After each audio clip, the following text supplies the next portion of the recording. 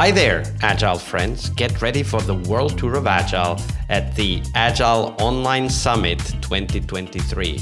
You can join us from October 24th to 26th for a global showcase of cutting-edge Agile practices and insights. Join us at agileonlinesummit.com. This year, we will be featuring some of the best work done around the world and world-class keynotes. You can check all of that at agileonlinesummit.com. But the best part is that your ticket is on us. That's right, it's free to attend and immerse yourself in the world of Agile excellence. Don't miss out on this opportunity to level up your skills and network with peers and industry experts. Mark your calendars and secure your spot at AOS 23 today by visiting agileonlinesummit.com. So get your free ticket or opt for the full digital pass that lets you keep all the conference videos forever and organize, why not, Agile learning sessions at work.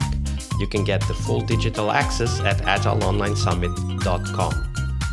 I'll see you in the conference floor.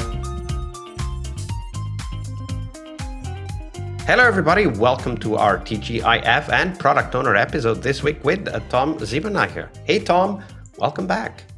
Yeah, happy to be here. It's already Friday. That's fast. Indeed, and it's Friday, so everybody take it easy. Tomorrow is Saturday. We're going to have a rest, or whatever the day it is that you're listening this to. But let's dive into the product owner role. So we'll talk about what great product owners look like at the end of the episode. But before that, do share with us what's potentially the worst product owner anti-pattern you've witnessed in your career. I think the worst anti-pattern behavior of a product owner is that they still don't know when to trust the team. So, for example, I have seen product owners which would provide a description of a feature. This is what they want. So, and they also explain the why perfectly. But then the team would ask one question, and they directly would start at this behavior. Okay, and now I explain to you how you do it. Here's my why, and then they can't stop teaching them or explaining them the how to do it. And then the team would lay back and say, okay, so yeah, do you want to code it yourself? Because you already explained it. So instead of providing information where information is needed, they tend to over communicate in the wrong direction, which I have seen with so many product owners. And how do you draw the line? Because when you're teaching product owners how to know the difference between those two, right? Like how do you help exemplify maybe or tell them stories about it? Or how do you tell these POs that, hey, this is the line, stick to your side of the line? What I always do as a start is I tell them a little story, and I think most of the listeners will know the story, but I like it. It's like, okay, you as a product owner, you want to cross a river, right? You have a river in front of you and you want to cross them. And you explain to the team you want to cross the river because you have your home on the other side of the river. You're living there, so you want to go there. And if the team is building you a bridge, if the team is building you a tunnel, if they're using a helicopter, that's up for the team, as long as they bring you on the other side. What you can do, you can explain to them, I want to cross the river 5 times a day. I want to be able to cross the river with my car, for example. These are acceptance criteria. This is stuff you can share with them to support your why. But you will not tell them, please build me a bridge. The bridge needs to be 2 meters wide and needs to be out of gold. And ideally, I want to have a little unicorn in the middle. That's what you don't tell the team, because there's a problem statement. You explain, you need to cross the river because you want to go home. And you also need to explain how you do it in a way that I want to cross the river with my car 5 times a day. That's fine. And if you now think about a system functionality or something you want to develop for your customer, can you explain to your team why the customer potentially needs this functionality? So what does the customer or the end user do with it? And this triggers a lot of thinking, a lot of questions. And then over time, they get used to, okay, this is the right balance. This is the things I need to share with my team. But quite often, I think the coaching is not only needed on a product owner side, it's also needed on a team side, because teams tend to be, let's say, risk averse, because what they're doing is, let's ask thousands of questions that we do it exactly like he or she wants it to be, and then no one can complain. So they are not willing enough to take a little risk and say, to be honest, we don't need to know that. We just do it XYZ. And I think we solved the problem with that. Yeah, and I think that part, so we help the PO, but we also need to help the team. That part is so important in this story, because as you said, sometimes teams don't feel safe making decisions on their own.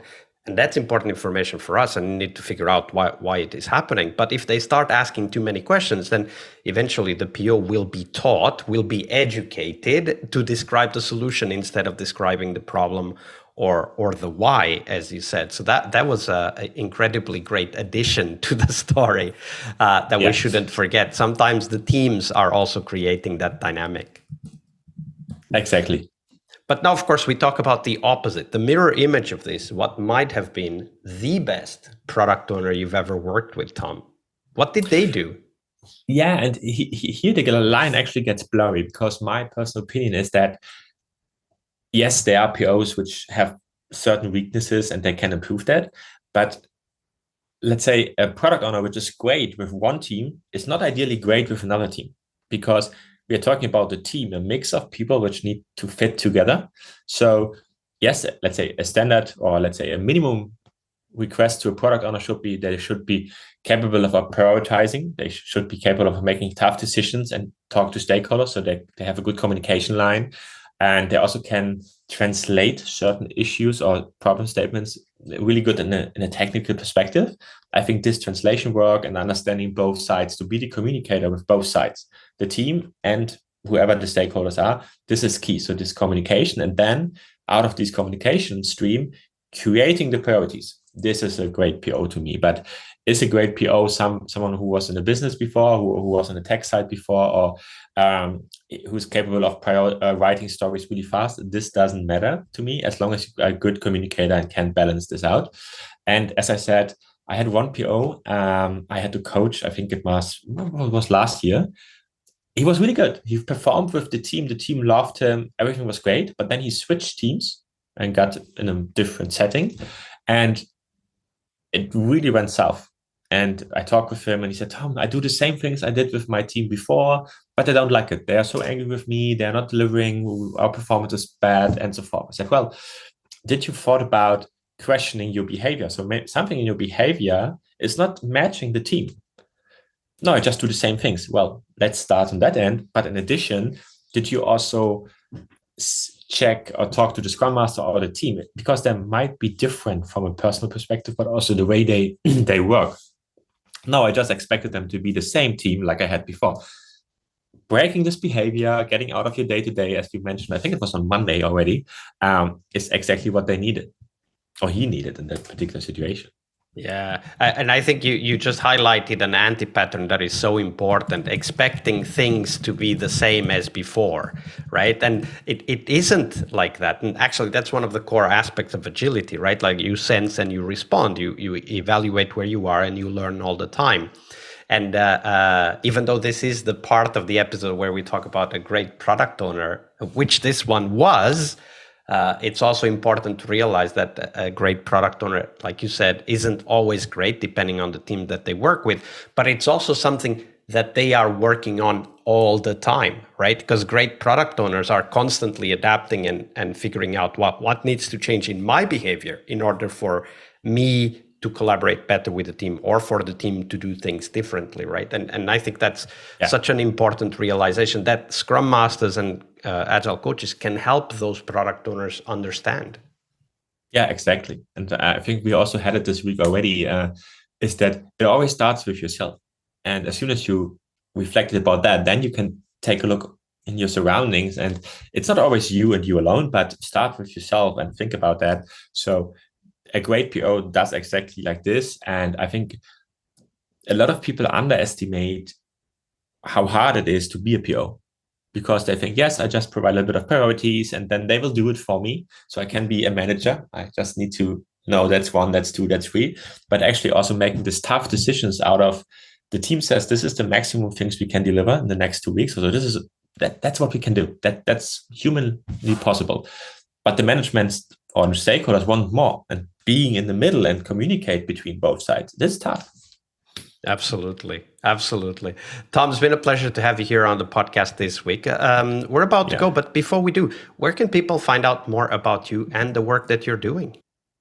Yeah, so I think this year you can check out. We will be in Vienna at the Agile Tour Conference. I will be at Baku, the Agile Summit, the end of the year. So if you are around, come to the conference. You can see me there. If not, ping me on LinkedIn. Feel free to reach out to me. Happy to talk about certain things. And yeah, I probably will show up at Sender Duos podcast as well, end of the year. So you will find me, I think.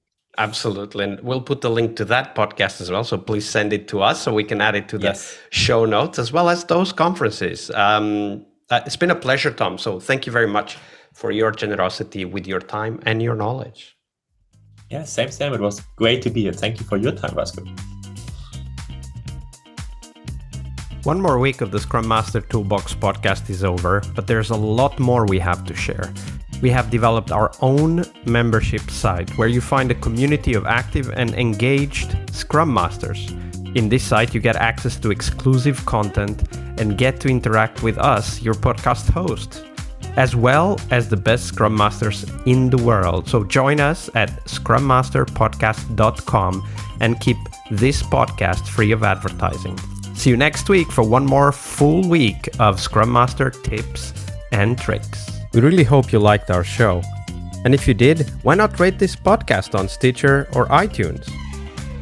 Share this podcast and let other Scrum Masters know about this valuable resource for their work.